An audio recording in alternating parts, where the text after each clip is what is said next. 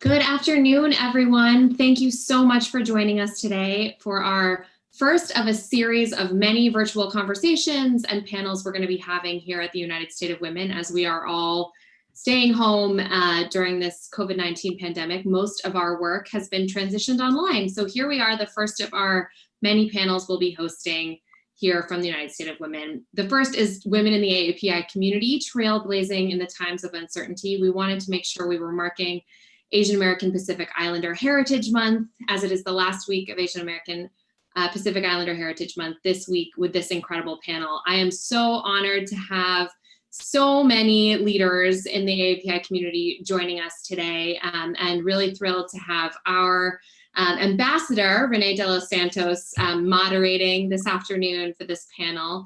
I'll let Renee introduce all of our incredible panelists as we go, but I really wanted to say thank you for joining us. At the United State of Women, we've been really converting a lot of our programming online, including with our State of Women TV, which is our Instagram Live series, really talking to all sorts of activists and legislators and people from across the country who have been helping to support and take action for women and girls around the country during the pandemic. And so we hope you'll join us on USOW TV. We had the fantastic Nadia from Period join us today. Mia Ives Rubley, who's on with us today, is going to be joining our State of Women TV tomorrow. So we're really excited to keep those going every day. And today we're really excited to have this panel. So without further ado, we hope that you'll join us as we continue to build these throughout the rest of the year. But we wanted to turn it over to Renee, our fabulous ambassador, to kick us off. Renee, take it away. Jordan, thank you so much. And I am so honored and humbled to be with this group today.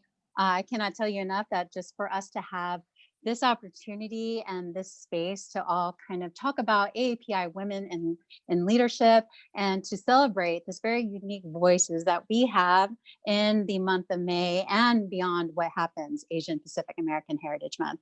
Today, we are going to talk about how we are being affected by COVID-19, what is giving us AAPI women hope during these difficult times, and what are the various actions that we are all taking to continue to uplift the community year round. So we'll start off with a welcome and then go into our panel discussion.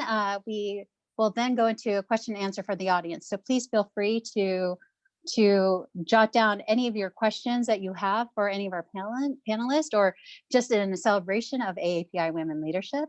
And then we'll go into the really important part of what are the resources and the takeaways and the call to actions that we would love for you guys all to take on and think about and move forward with post-May. So without further ado, a little bit about myself. Yes, as Jordan told you, I am one of the proud ambassadors for the United States of Women representing California and the municipality of Los Angeles and the city of Santa Monica. I'm a proud Filipino American, first generation to the hardest working immigrant parents. I'm biased, obviously. Born and raised in Los Angeles and have worked 16 plus years in media, entertainment, and social impact. I focus on the private sector and governance and get to bridge US and APAC leadership groups. So we keep this big, beautiful, diverse world spinning. And in this group, I'm very honored because I don't think everyone realizes they're at home and here in our living rooms, what incredible credentials and expertise and mastery that we have from this group. They are board members, they're community organizers, they are lawyers and entrepreneurs, policymakers, grassroots advocates who are doing the hard work on behalf of women and AAPI women interests across this great country and our regions. And these women, these beautiful Asian American Pacific Islander women, have not only taken the seats and found the seats, they've literally built the table and completely are owning them. So I am humbled and honored to be with you, with all 5 of you today, and we are all representing different stripes of the Asian American Pacific Islander umbrella.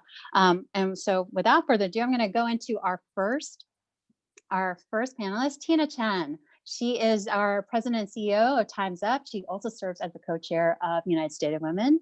She has worked to advance gender equity as a former assistant to the 44th administration, President Obama, and she's also the executive director of the White House Council of Women and Girls and chief of staff to First Lady Michelle Obama prior to Time's Up. And Time's Up is an advocacy organization that has worked so hard to insist that every woman is safe at work, that we have a level playing field for women, and that we achieve power for women at every level. So without further ado, Tina. Well, thank you, Renee. Thank you, Jordan. I am delighted to be here on this panel and with this incredible group of women leaders to celebrate AAPI History Month. Jordan knows, one of my roles at the White House when we first got there was to run the Office of Public Engagement. So that's the outreach office for the president. And so I was sort of in charge of all of the monthly celebrations as we went month to month to month. From Black History Month to Women's History Month to API. It was actually one of my great pleasures because, diversity is really the heartbeat and the strength of our country. And we sometimes forget that. We're in a moment now where that is sometimes forgotten, but it is really true. And it is really the strength of our creativity, of our resilience, is our diversity, even as challenging as it may be at times. Renee sort of did a great job on the quick sketch. I am of my background, but a little bit more. I'm a first generation Chinese American. My parents came here in 1949 from China. Not only were they immigrants, but they were refugees. And I feel it's important to underscore that in these moments, that they were refugees fleeing the war in China, came into a United States that welcomed them with open arms. It took two different bills of Congress to put each of my parents on a path to citizenship. When my mother became a citizen, I found after she passed a cutout of a newspaper article in the local Cleveland paper celebrating her as a new citizen of the United States. So it was a very different time. And I was sort of blessed to grow up in that moment with my parents sort of supporting me, with a community that supported me. I grew up in a Jewish community with very few Chinese there at the time in the 50s and 60s in suburban Cleveland, Ohio. But I then, went on to become a lawyer, did a lot of work when I was right out of college on the ERA, which I think really spurred my lifelong commitment to gender equity. Was 23 years at a big corporate law firm, but along the way did a lot of politics and women's politics. And it was there in Chicago that I got to know a guy with a funny sounding name, big ears, his wife. He, to all of our collective surprise, becomes president of the United States. And he asked me to go to Washington and uproot my family, which I did because the president of the United States doesn't ask you to go to Washington very often. So I did all 8 years in the Obama administration. It was my privilege to work with Jordan, who worked with me on the White House Council on Women and Girls. And it was from that inspiration of the work that we saw at the council of all the women organizations coming to us, but often not talking to each other about the work that they were doing, even when things cut across. And I often say about United States women, we know that women don't live their lives in silos, right? And we see it in the pandemic right now. People are trying to manage their childcare and school their children and do a job and figure out how to be an essential worker and figure out how to care for their, ailing parents or other relatives and family members. And, so although we've got women's health groups and women's equity groups and women, violence against women groups, we need to be all together and supporting one another, which is why I'm so proud of the work we do at United States Women, which is really to do that. And then one final point, my current job is, as Renee, as president and CEO of Time's Up. We are the organization that was born on the red carpet in the Golden Globes 2 years ago in the wake of the Harvey Weinstein sexual harassment allegations. We founded the Time's Up Legal Defense Fund that lives over at the National Women's Law Center. But we also know, in addition to supporting survivors of sexual harassment, we need to really keep sexual harassment from happening in the first place. And to do that, we need to build safe, fair, and dignified work for everyone. So that is our broader mission at Time's Up. And one final thing we just released yesterday, our Time's Up guide to diversity and inclusion in a time of crisis, during crisis, giving both leaders of businesses and organizations, but also workers, what are the practical things you can do right now to stay invested in your workers, stay invested in diversity and inclusion. If anybody's interested in seeing it or learning more about Time's Up, you can text the word leaders to 30644, and you'll get the link to download a copy of the guide. And it's something you can share. You should share with friends of yours who runs organizations or work at big companies, or use it yourself. So thank you. Thanks, Renee. Thanks, Jordan. Thank you, Tina. I would text right now, but honestly, I know we have big, beautiful group, too much but multitasking to do all at once. But I know everyone is going to look and want to download this diversity and DEI inclusion resource, especially in times like this where we are all looking for ways of how we actually survive in practical ways and applicable ways. But we are going to dive into a lot of the issues that Tina teed up, especially about unpaid labor and unrecognized labor, and that division that we are all feeling inside our households coming from the pandemic. But without further ado, Mia Ives Rubley, she is an athlete, a community organizing consultant, and disability justice activist. And as a disabled Korean American transracial adoptee, Mia has dedicated her advocacy to making spaces more accessible for all of abilities.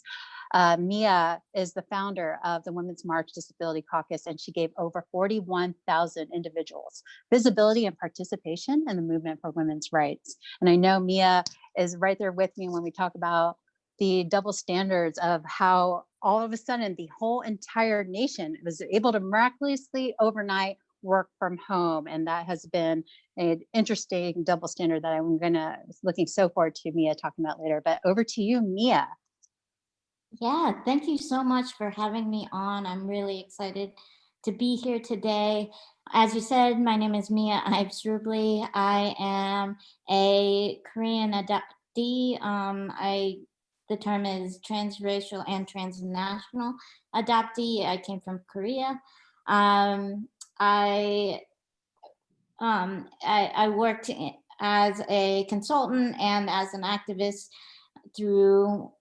for many, many years, and most recently was working on the Warren campaign, the Warren presidential campaign in North Carolina. I was a community regional organizing director working with constituency groups to engage them in the political process. Particularly, I was working with AAPIs in particular, trying to help organize our community in North Carolina. I grew up in North Carolina, where not a lot of AAPIs were around when I was growing up. Yeah. We definitely increased our numbers over the past decade or so. It's the fastest growing community in North Carolina now. And partially that is because of some of the immigration laws that have kept Hispanics and Latinx people out of North Carolina. And so I thought that it would be particularly needed to try and organize my community in North Carolina here. And so we were the first presidential campaign to fully engage with the AAPI communities, working with groups on the ground that were already here, trying to engage them in political organizing. And then during that time, we were also one of the groups that were talking to the national team about the concerns around COVID-19, because we were talking with community members who were showing a lot of concern for their family here and abroad. And that was actually when the Warren campaign actually came out with the first COVID-19 pandemic plan that came out for this presidential cycle. And then I've also, as you said earlier, worked with the Women's March, helped to found and coordinate the Disability Caucus, and also worked on the national team, worked on the first march and the subsequent marches afterwards, really trying to bring the perspective of being an Asian American, being disabled and being a woman, and bringing that into my work and being able to, it was pretty much the first time I felt like I could really be my full self when I was organizing. I've also worked with a couple of other organizations, including DC Action Labs, Families Belong Together, the Ford Foundation, Planned Parenthood, and many others, to ensure that they increase their work around the intersection of race, disability, and gender. So again, thank you for having me on. Mia, thank you. Honestly, your work on between disability justice and for gender rights and for what we all want or hear about, seeing a version of ourselves within a larger group and larger broad swath of what is an Asian American and Pacific Islander. So thank you so much for your work. And our third panelist, Elizabeth Yang, she is the founder of the Law and Mediation Offices, Elizabeth Yang, over in Monterey Park, California, and is a lawyer, engineer, and has served as the national president of the National Association of Asian American Professionals, NAP, from 2017 to 2019. She is a current board member and just an all-around awesome business owner here in Los Angeles County. So Elizabeth, hello. Yeah, hi Renee. Thanks so much for having me on. It's a tremendous pleasure. So we're both here in Los Angeles, and for those of you who are not familiar with NAP, the National Association of Asian American Professionals, we're the largest Pan-Asian, Pan-professional organization with over 30 chapters across the entire country, also in Canada, and our most recent chapter has opened up in China as well. So we're now international. And we've done a lot of work over the last few months, spreading the word about awareness, doing different global campaigns, including the hashtag I am not a virus campaign that, I'll talk about later. My law firm in Southern California specializes in business law and family law. So we've seen a rise in domestic violence, unfortunately, and in the divorce rate, because couples who are isolated together during this quarantine realize they either get along really well or they can't stand each other. So unfortunately, due to the pandemic, we've seen a big rise in that. A little bit about myself. My background is actually electrical engineering and computer science. So I didn't start off as an attorney. And, I'll later speak about the big discrepancy in the ratio of women to men in the engineering world. I'm a mother of 2 kids here in Southern California. So, it's been a difficult balance trying to juggle kids and work, with the kids being out of school. So yeah, lots of things to talk about. Elizabeth, thank you so much. I mean, honestly, like I said, when we met you and learned of everything that you've done in your career and still doing, yes, our collective jaws just dropped. And just like, how can one be an engineer, electrical engineer, a lawyer, a mother? I mean, to the testament of AAPI women and what we do, and is not categorized as full labor. We are spinning so many plates. So thank you so much. And over to Kara Jabola Careless she's the executive director, Hawaii Commission on the Status of Women and Girls. And that is Kako Makina Kulana Olakino Onavahine. Aloha, Kara. I'm gonna let you speak of all your aloha and everything you're doing for the state of Hawaii. Hi, thank you for having us. We're so grateful to be joining you from Hawaii. Magandang umaga. Shout out to all the Filipinos on the call. I think first things first, Black Lives Matter. I think it's important for me to say that, especially as the mestiza repping here, those of us from the AAPI community with light skin privilege have a double duty to make sure we're bringing our whole people and our analysis and our history to the places that we get to occupy. So just a little bit about me. So yeah, as I mentioned, I'm Filipina. I grew up in a multi-generational Filipino household with like 7, 8 women at any given time. My family did not identify as political and were not very politically engaged, but I often heard women constantly complaining about their work caregiving for white children, white people, whether they were in the medical industry or in more informal settings. in people's homes. And so I bring that with me, and it really led to my activism. So I co-founded an activist organization called AFFIRM, the Association of originally Filipinas and Feminists Fighting Imperialism, Refeudalization, and Marginalization. So a mouthful. But I ended up dropping out of a master's degree at the University of the Philippines, and was, of course, almost disowned by my family. But in a very close save, I ended up going to law school to redeem myself and also set myself on a different path. And I specialized in Native Hawaiian rights in law school. It's something really important to me as a Filipina from a community that experiences the pain and suffering and struggle of displacement, to make sure my loyalty is with the Indigenous people where I'm at. And now I am a bureaucrat for what it's worth. So I am the executive director of a government agency in Hawaii called the Hawaii State Commission on the Status of Women. And we are the main policy consultant to all elected officials and government heads. We are also a research center and resource center.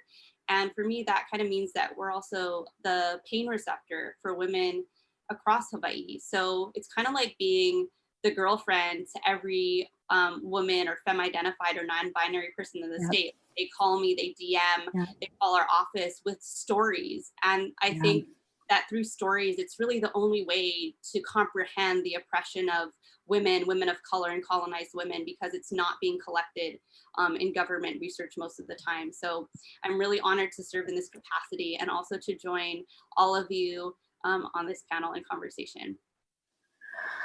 Kara, mahalo nui loa on Maraming Salamat po for representing such a diverse and intersectional lens on what it looks like for having a state agency on the ground. And I know you are right now putting the touches on the feminist first ever feminist economic recovery plan for the state of Hawaii, and submitting that, and we celebrate you over here.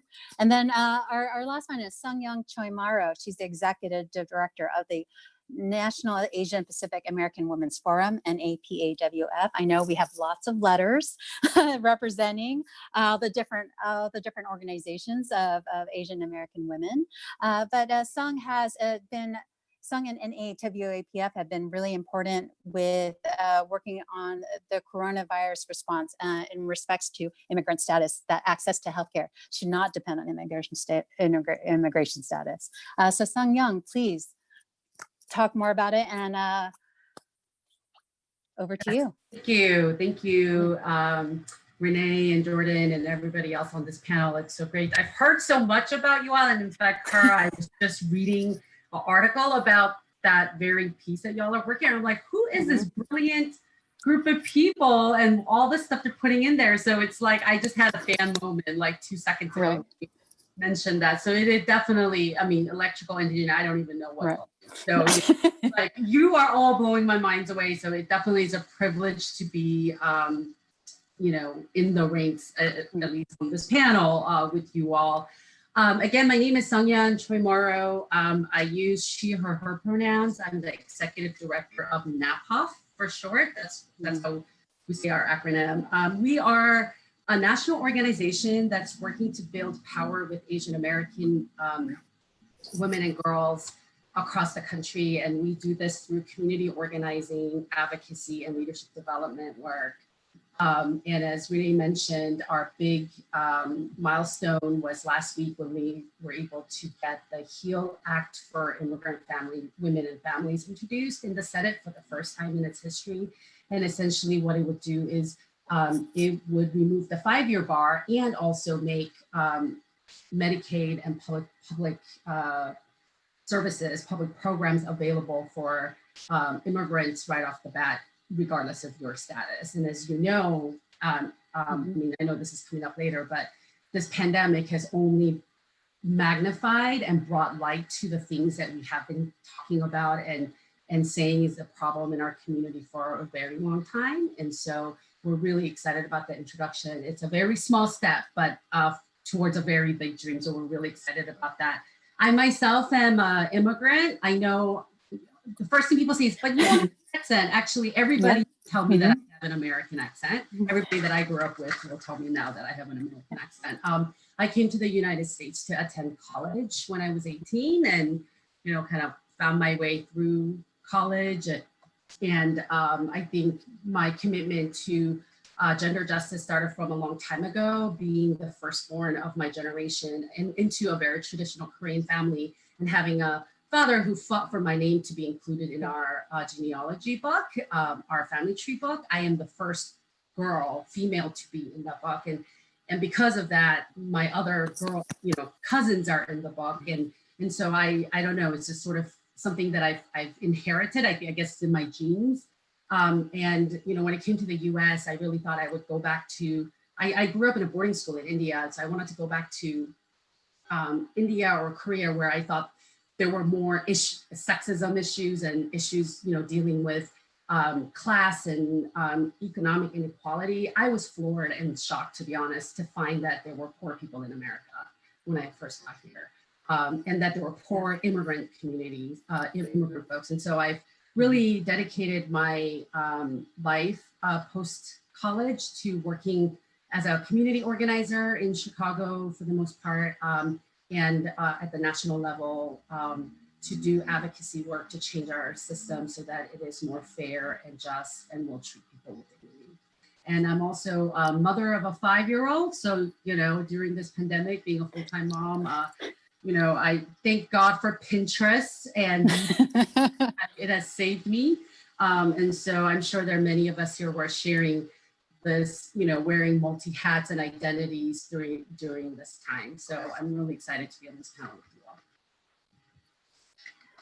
Thank you, Sung-Young, and you touched on a couple of different things that we are going to now dive into, kind of leadership development and how all of these beautiful women and who we represent have built up into our leadership spaces and really have just been empowered to really take on and represent the big umbrella that is AAPI women, just because we know there are 50 plus ethnic subgroups underneath us. We speak 100 plus languages. So we are a small sample, but these are the women who are doing the work on the ground to really make the changes that we know we need to see legislatively in our businesses and on the ground and in our communities. So it makes our lives easier.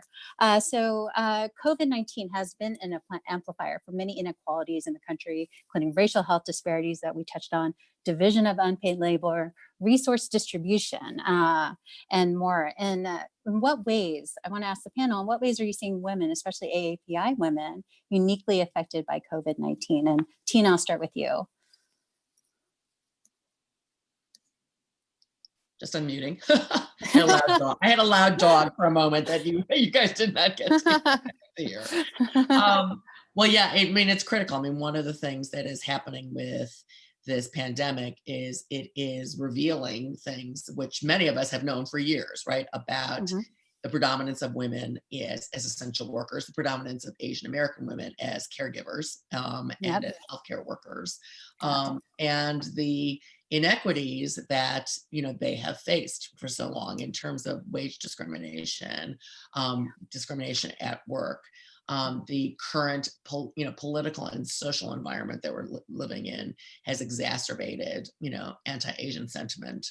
I was actually watching this morning, there was a Asian, Chinese American ER doc on who had several months ago, when she got off a shift, completely harassed, right, and followed by someone yelling at her, "What are you doing bringing the virus to our country?" She said, American born.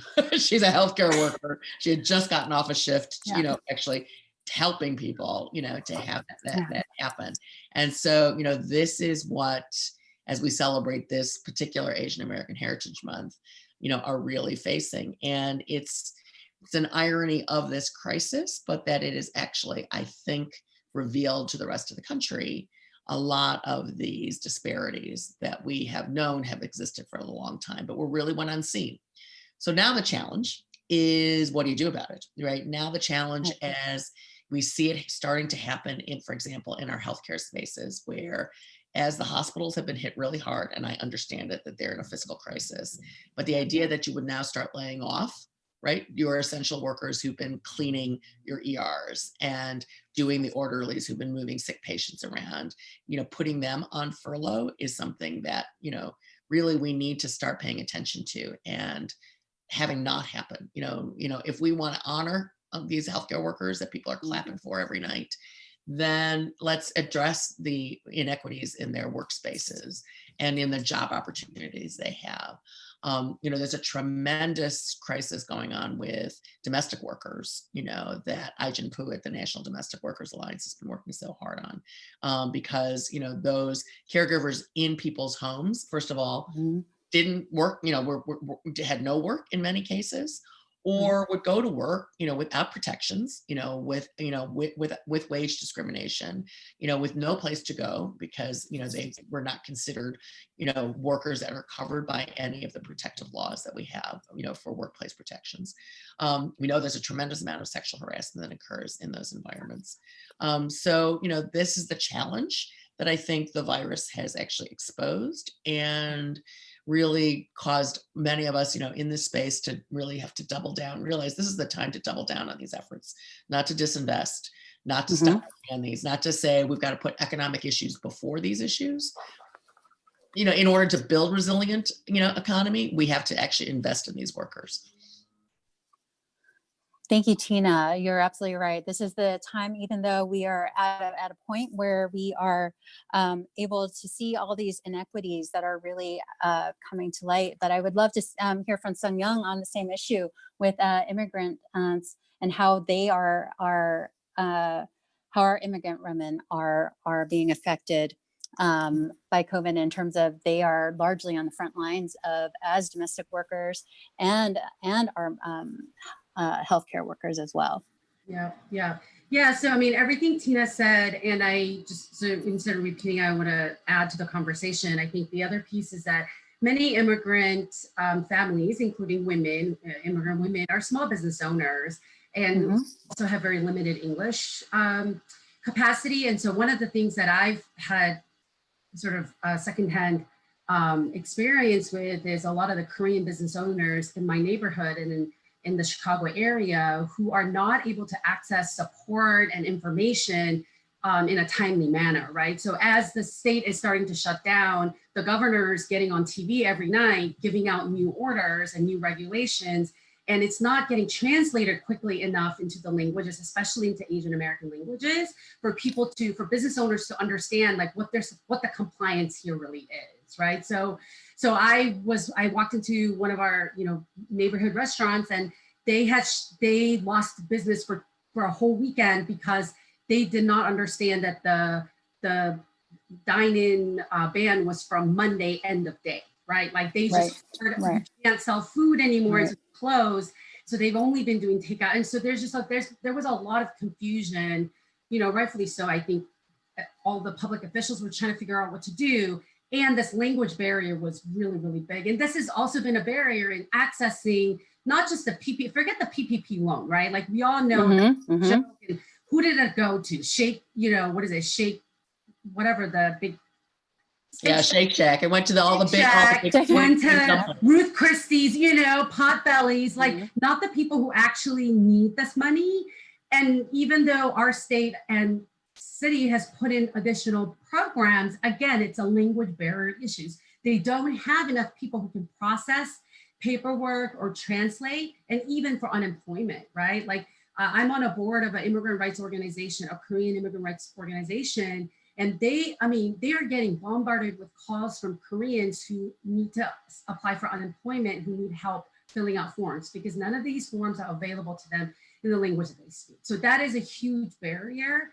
In terms of the harassment piece, I will add that, before the pandemic, women, we were always aware walking out the door that there is that of our, our physical surroundings, right? That we know, especially, with Time's Up and Me Too, all of this stuff happening, it's just so much more in our faces. And to be honest, I don't know that it's reduced the frequency of assault and harassment. It's just that it's being reported more, so it's more in people's minds, right? And so one of the statistics I've heard is that Asian American women are 2 to 3 times more likely to be harassed than Asian American men. And I unfortunately have been yelled at on the street, and every single time has been by a man. And every instance I've heard of is men yelling at women, men threatening women, right? Like, I know there are women out there also being racist and all that, so I'm not trying to give them a pass, but the reality is this intersection of race and gender really makes us vulnerable to what's going on right now, right? That would a man really, you know, I think there is a vulnerability around like the fact that we are women and that we're less likely to fight back, or that we would be more easily scared, or whatever it is that this happens to us. And so I think, you know, and you know, with the pandemic and all of the small businesses being closed, and you know, I think it's also doubly compounded for Asian American businesses, because even before all of the shutdowns started happening, one, Asian Americans who have connection to Asia and was seeing what was unfolding in China and Taiwan was already voluntarily social distancing. So people were canceling, you know, big grandpa's birthday parties at the banquets, and, you know, Lunar New Year got canceled. I mean, so many people backed out of Lunar New Year plans. And so at that, and then the racism of, oh, I can't eat Chinese takeout because of coronavirus, which is so ridiculous. And like, even I can't eat Thai food or Korean food or whatever. I can't eat any Asian food because of coronavirus, right? That has really, really played a huge role in how the small businesses have been affected. And I think that's really worth a mention here. Oh, it's worth a couple of big mentions, because I think, you know, we see Asia as being everywhere, not just in Asia, not just there, and we see it everywhere in kind of in globalization, everything that is powering this Zoom right now in the infrastructure and supply chains, down to cuisine and whereas. So that definitely, thank you for teeing up kind of what are the social ramifications that we as AAPI at AAPI Women are experiencing this disturbing trend in anti-Asian sentiment. We've seen the polls showing that a third of Americans have witnessed individuals blaming Asians for COVID-19, calling it the Chinese virus, Wuhan virus. And that this really saddens me. 3 out of 10 Americans blame China for the pandemic. And we see how this trickles down, how this will look 30, 60 to 90 days out, and this division. So Elizabeth, I would love to hear you jump in on this from the voice of the professional and business owner, and your thoughts from what you're hearing from the community at NAP.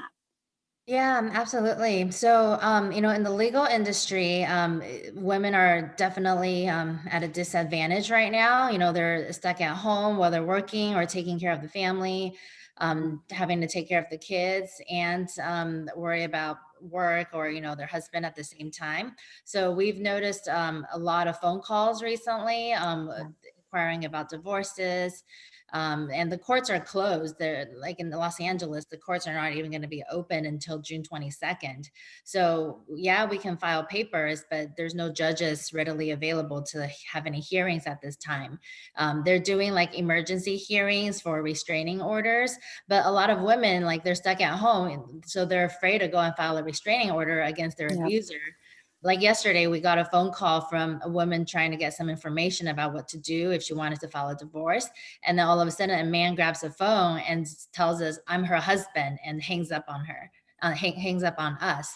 So, you know, there's a lot of this stuff happening right now. And there's a lot of phone calls to the police, but there's also a lot of calls that are not being made. And it's not just domestic violence against women. It's also against children too.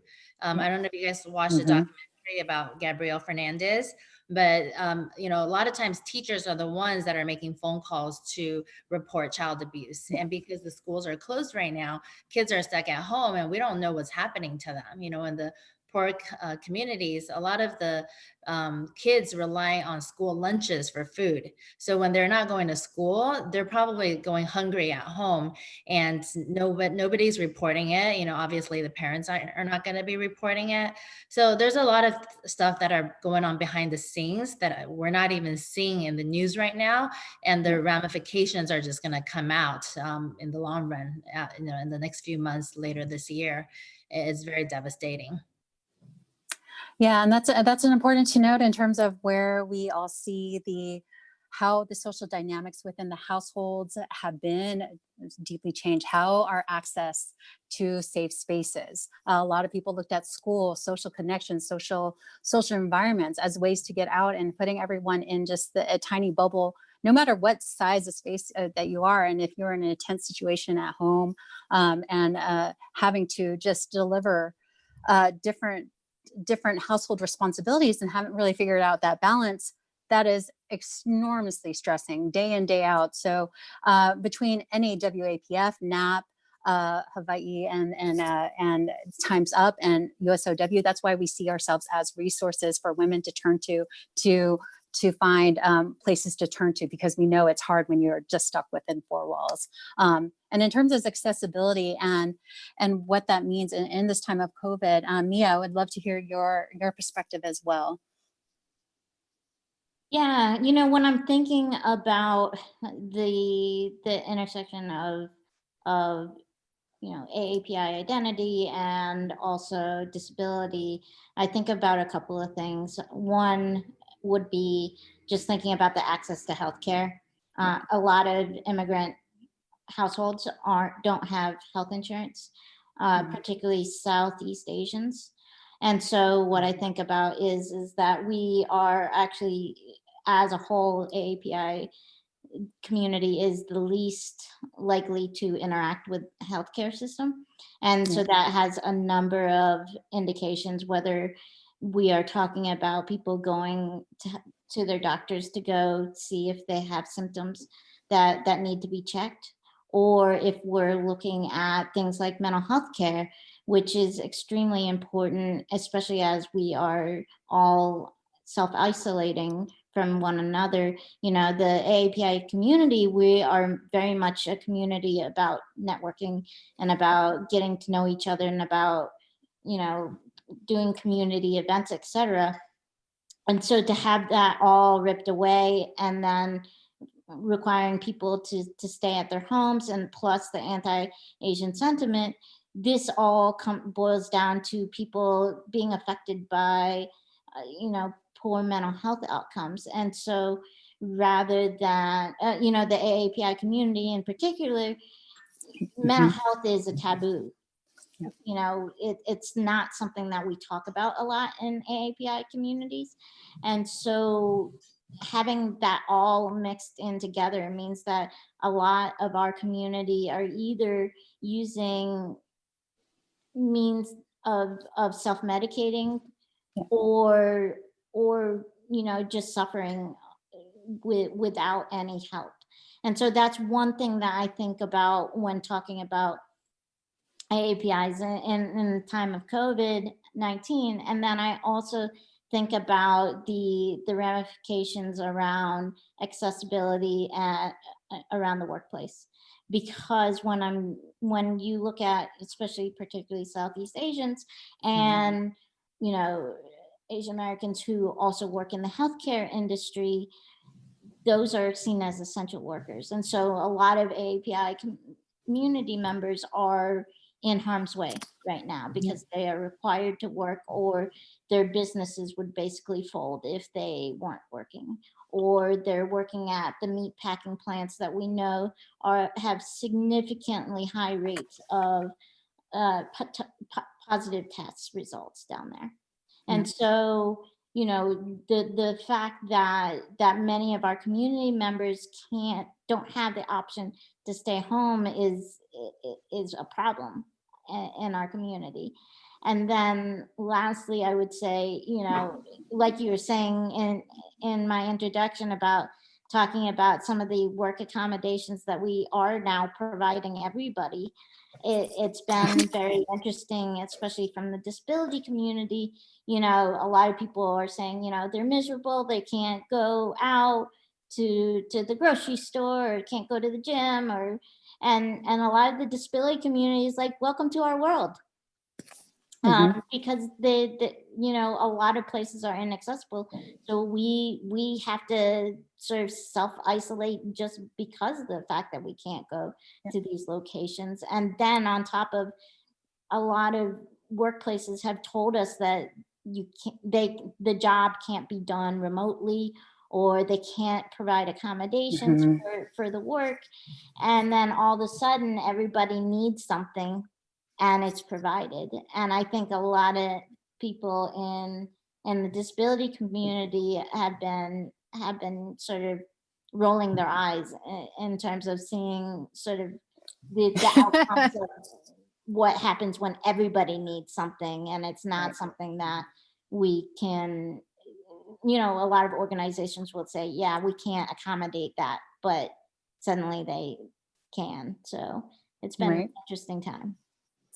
It's very interesting to see kind of that privilege all of a sudden just really showing up and servicing the entire masses, when now we all know that these solutions to work from home, to service people who have accessibility issues, and really actually think very thoughtfully how our workforces, how our organizations are serving people that have limitations with access and everything in between that. So honestly, yes, and to touch on your point about mental health and the AAPI stigma and women, we are proud we are proud cultural people, and we lean on each other. And to your point, yes, having that uprooted has been difficult. And so we want to make sure that a lot of the women who are especially on this call know that there are so many groups on the ground that are, you know, you can turn to in these times that are very stressful, and do not be afraid to be vulnerable and speak out. That is a great quality of leadership, which I really want to get into with Cara first. Considering your success in the respective field and putting together this amazing feminist and economic recovery plan that all of the states, everyone's looking at it in awe, and to Sung Young's point, completely fangirling over. What role has your AAPI identity between Filipina and being in Hawaii and being around all that Polynesian aloha? How has that played in influencing your career path as well as your vision for your future? Well, it informs my analysis in every way. You know, like I said, I show up as a Filipina and as somebody who's had to struggle with this question of like, which homeland do I fight from? And how do I translate all of the beautiful like stories and theory building from our Filipino and AAPI communities into a better material reality for our women and our non-binary folks.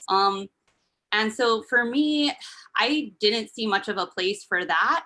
And for me in mainstream Western feminism, to be quite honest.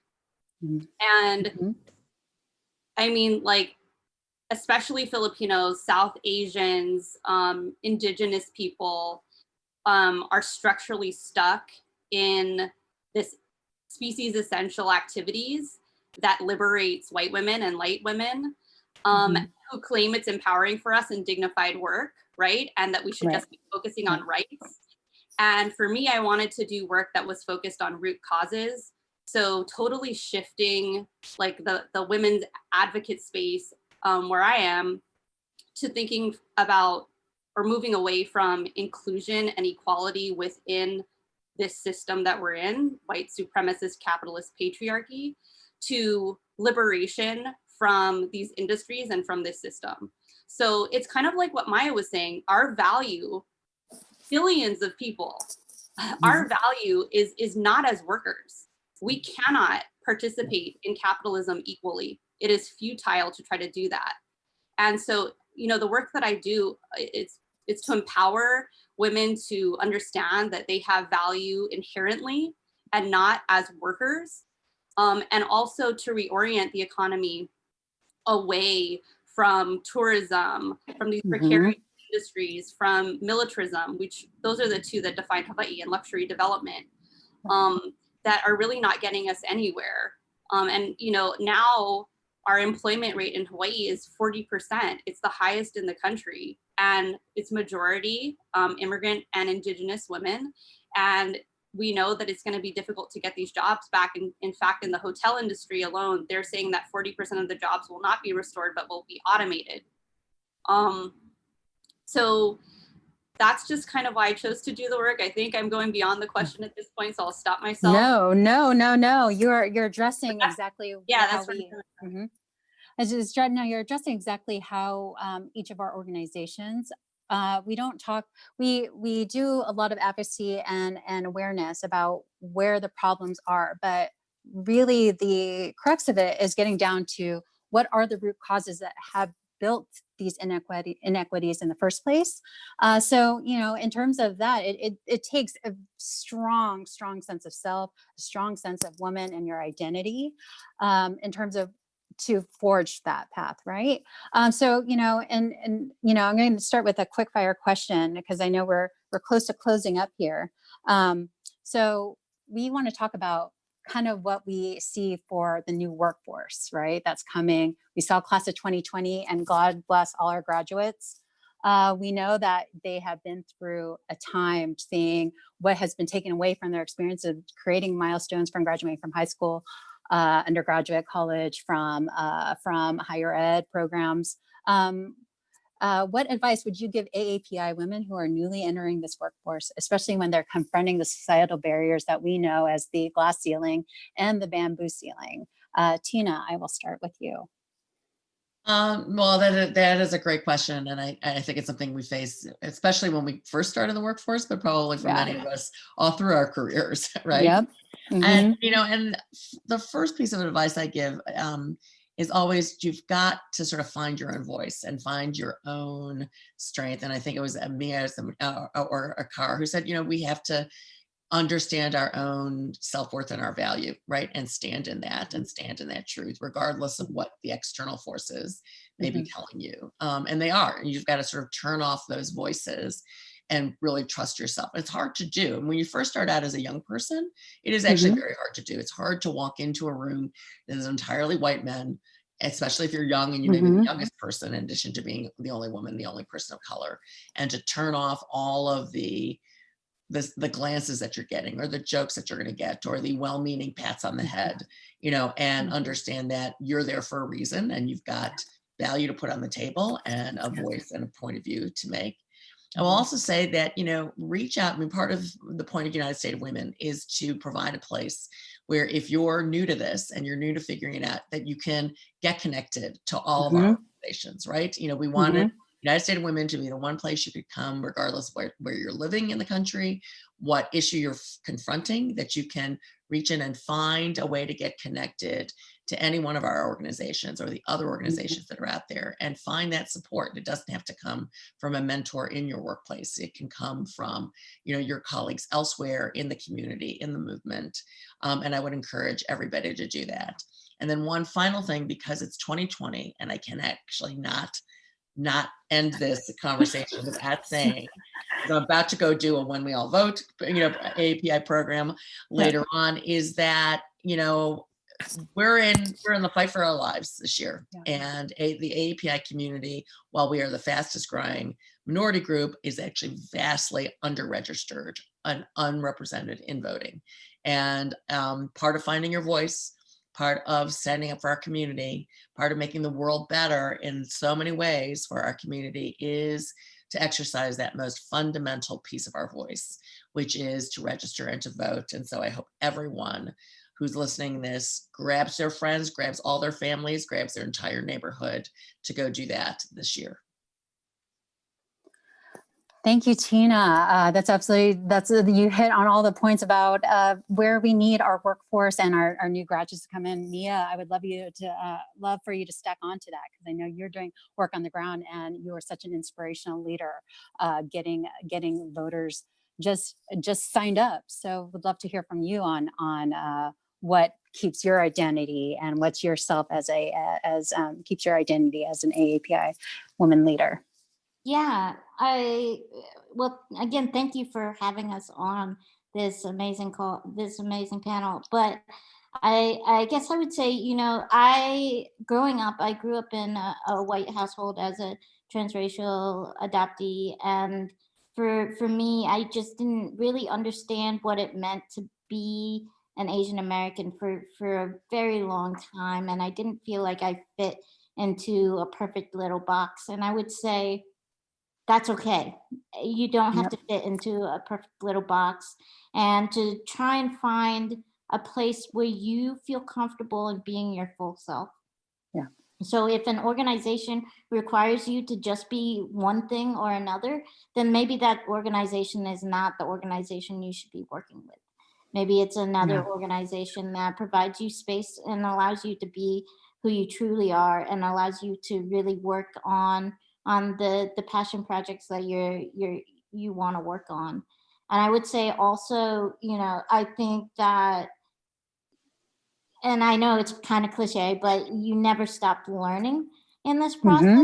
Hmm. I've been doing this work or adjacent work for all of my life, and I'm still learning a lot of things. And I would say, you know, you you're gonna go into a job and you're gonna feel like, maybe, especially for women and API women in particular, is you're gonna feel kind of like a fraud, like you don't fit in, or that you might not be as good as everybody else around you. And I would say everybody is feeling that way, and everybody is Hmm. trying to learn as much as possible. And the time that you stop learning is the time that you probably need to move on to the next thing, because Hmm. you should be learning in the movement, in organizing spaces. It's important to continue to learn. I hope that my growth continues on into my golden years or whatever. And so, I usually tell people, be comfortable with being uncomfortable in these spaces, because if you're not, then it means that you're not pushing yourself hard enough in terms of learning new things, in terms of working on things that are risky and that might not have a lot of gain, but maybe you'll learn a lot. So, I major congrats to everybody who is graduating right now. And, this is just a start, and just continue to learn and grow. Mia, thank you so much. Honestly, I was gonna have a box of tissues by my thing, and I was like, I'm not gonna do that. And as I'm hearing what you guys are suggesting for all the graduates and the young constituents, and Elizabeth, I would love to hear your thoughts as well in terms of what you tell the younger members that are incoming into NAB, and how you take in your leadership values and core set as an AAPI women leader and professional. Yeah, absolutely. So my main takeaway would be to be able to influence your own conversations, because Mhm. there's conversations from everywhere, from the news, from coworkers, from the community, but you get to grasp onto what conversation is meaningful and impactful for you. So like, for example, as an engineer going through engineering school, the ratio of women to men was 1 to 12. So in all my classes, I was, one of a couple of women, sometimes the only female, even finishing college and going into my first job in the engineering world, it was an industry full of men. There was like a handful of women in our entire department. So, you can come into this with like the conversation like, oh, I'm the minority and I'm at a disadvantage. Or you can come into this conversation as, you know what, I'm unique and I'm like the only woman here. So, I bring a very significant factor that everyone else doesn't. And I Mhm. grabbed onto that second conversation because that was what worked for me. And I was able to grab onto some mentors. They're like, oh, you're the only female here, so we're going to mentor you instead of everybody else. So if you grab onto like the positive conversations, you'll do well for yourself, because in every story in life, there's always multi sides. So if you grab onto the side that's like disadvantageous to you and, oh, poor me, then that's what's going to happen to you. But if you are like, you know what, I don't care that I'm the minority here. I'm still going to make it happen. And, I'm actually at an advantage because I'm a minority, then it's going to work out great. Right. Exactly. You kind of have to find the strength, and it does take, to Mia's point, it does take a lot of just keep on finding what works and really understanding that truth and that self. And Elizabeth, thank you so much. Kara, to Elizabeth's point, what are the voice of leadership and your identifying self that you would advise to the class of 2020 and incoming workers into the workforce? I'm a millennial in government, which is like still pretty lonely.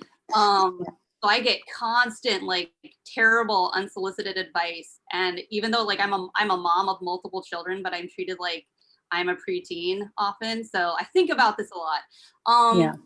I think the three main things I would say would be radical. It is absolutely a lie that you have to not be radical to be in any space. I mean, you can become like the head of a government agency, but how I did that was organizing. You have to build your allies. So build allies is so key for us, especially like people who are consolidated around our analysis. And then I think too, like kind of specific to our community a little bit,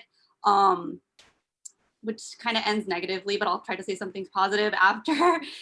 Beware of gatekeepers. I think that there's a fine line between mentors and gatekeepers, and especially like as a Filipino, like I will always defer to like the OG and the oldest person in the room. But I sometimes there are some people who just want to build their army and hold you back.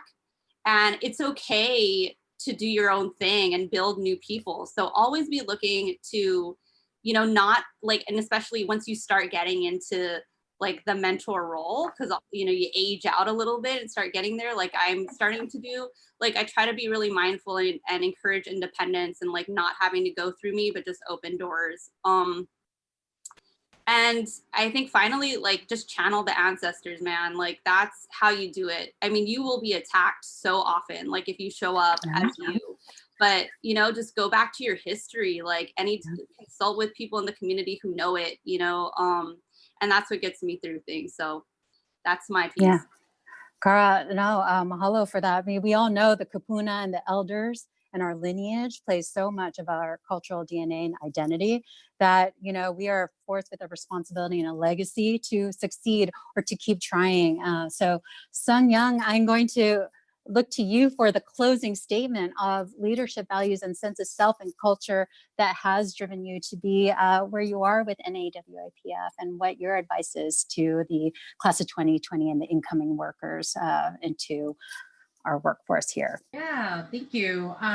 That's everything everyone said just so resonated, and I was just thinking, oh my God, I wish I knew that when I first stepped into right. And sort of resonating and summary, I would say that the big picture is, especially if you are based in the United States and going into mainstream workforce, this country was not built for us. It was not made to benefit people like us, whether it's because you're a woman, because you're an immigrant, or because you're a person of color.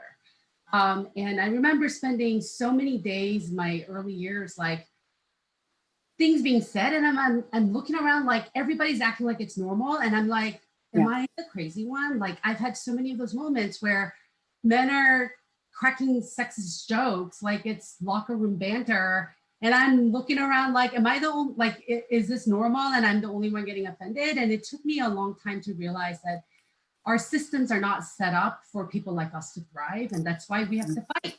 And for me, what I also want to say is, you're not fighting alone. We need to build power. And to Tina's point, this is an election year. Pay attention and build allies, like all of the things everybody said, right? Like, and there are environments that are super toxic. That's not an environment for you. How do you find support? How do you find ways to take care of yourself?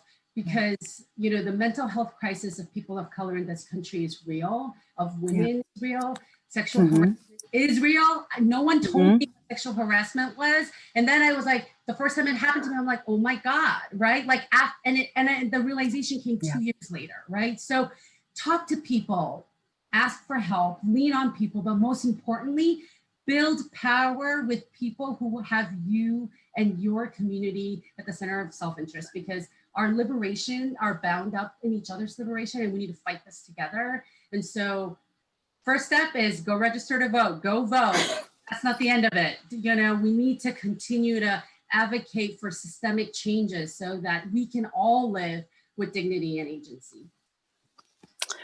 Sung Young, thank you so much. And to each of our panelists, thank you so much for answering those really deep, thoughtful questions. It's definitely going to be in my meditation loop now to hear your guys' voices and your insights. Tina, Mia, Elizabeth, Cara, Sung Young. Thank you guys so much. We're going to turn it over to Gabriella right now. So she's going to tell us exactly what are our call to actions, what are our takeaways from this, what are the resources that we can turn to for this. Over to you, Gab. Hello, I am also going through the steps of unmuting myself. My name is Gabriella Cristobal, and I run programs at USOW.